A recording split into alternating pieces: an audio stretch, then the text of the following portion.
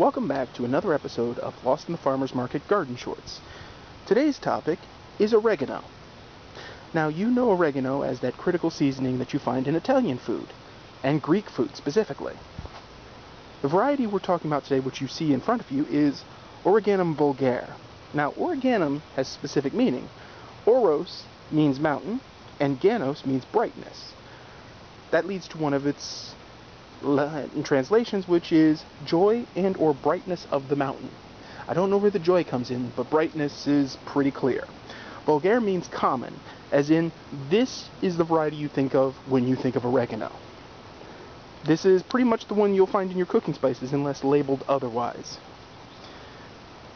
It is hardy in USDA zones 5 through 10 and prefers a soil pH range between 6 and 9.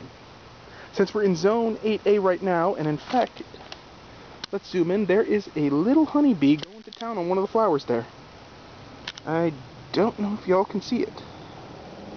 But, since it's in the mint family, it produces copious amounts of nectar and is very attractive to pollinators. I'm going to zoom out and I'm going to take the camera over to another patch real quick so you can see what color the flowers are. On that plant, they're white. But on this one, for some weird reason, they open pink and then turn white. Yeah, I know my bird bath is gross. But we're going to zoom in a little bit. And there it is. Now, we know that oregano originated somewhere in Greece, but we're not precisely sure as to where it originated.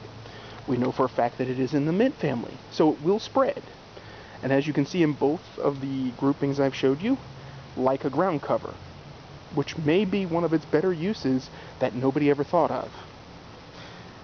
Interestingly, and we're going to take you over to one of its cousins real quick. We're doing a lot of garden traveling today, so just bear with me with the shaky camera action. Here we are. Now, I know this is not a particularly good specimen, but it'll do. This poor battered specimen is Origanum majorana, or majorum, which is a sweeter, different flavored oregano. They're in the same family grouping.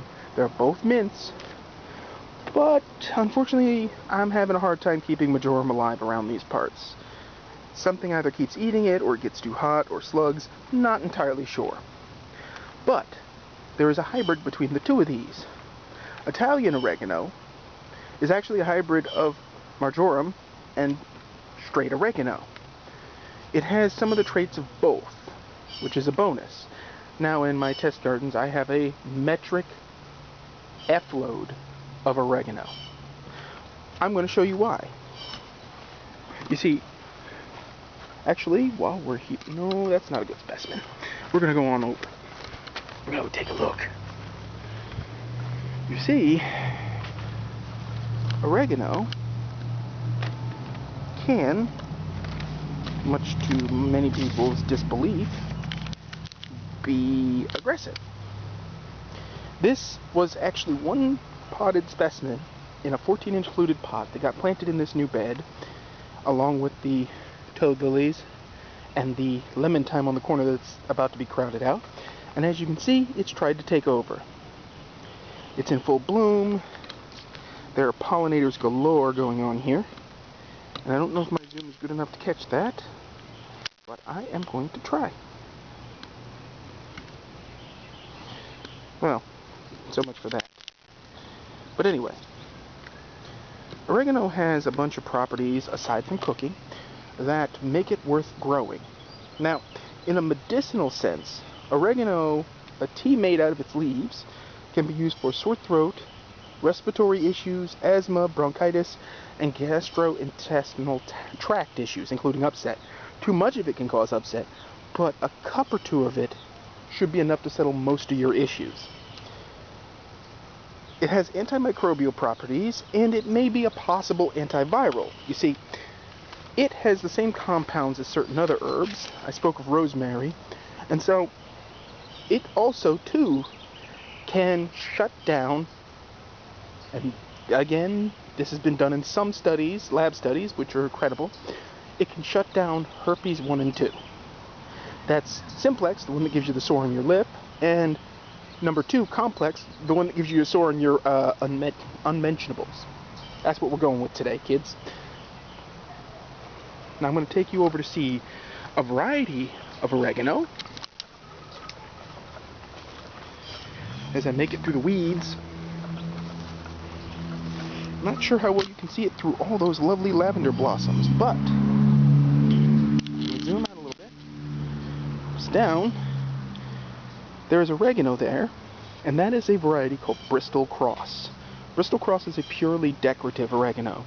It's called that because its leaves form a perfect cross. They're perfectly opposite, and it's gorgeous. It doesn't do much other than take over, but there's not much you can do about that. Now over here, we have hot and spicy oregano. Now that is Origanum, variety, subspecies,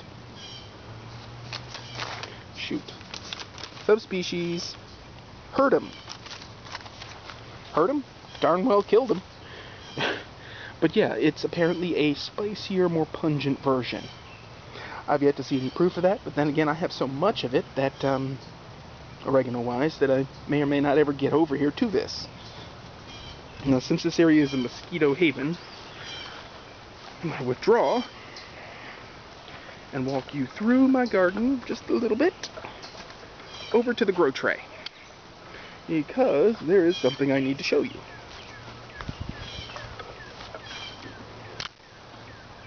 These plants down here that you see on the grow tray are Italian oregano, a cross between majoricum and Origanum vulgare. Now, oregano, as I said before, is an herb you should have. It's easy to grow. It'll eventually form dense mats that are, with the exception of volunteer trees, weed impenetrable. It attracts pollinators, it has medicinal uses, and honestly, if you're not using oregano in some of your cooking might not be all that good. It's a critical flavoring element in Italian dishes, Greek dishes. It's a critical ingredient actually in Latino cuisine as well. It has an amazing distribution across multiple styles of cuisine. There's literally no reason you shouldn't have it in your garden. And although there are regional substitutions like Cuban oregano, which is actually closer related to the coleus and the Swedish ivy grouping, there is no reason you should not have it in your garden. It's usually inexpensive to acquire, and one plant will replicate itself. I'll show you that too. We're going to go over here for a moment. You see all this? When I said one plant will self-replicate, I was not kidding. All that is because I put a branch down and forgot about it. And now it's the corner of the veggie patch. I should be dismayed that it volunteered, but then again I should also be dismayed that this fennel volunteered. Happy little accidents. Needless to say, you should grow oregano.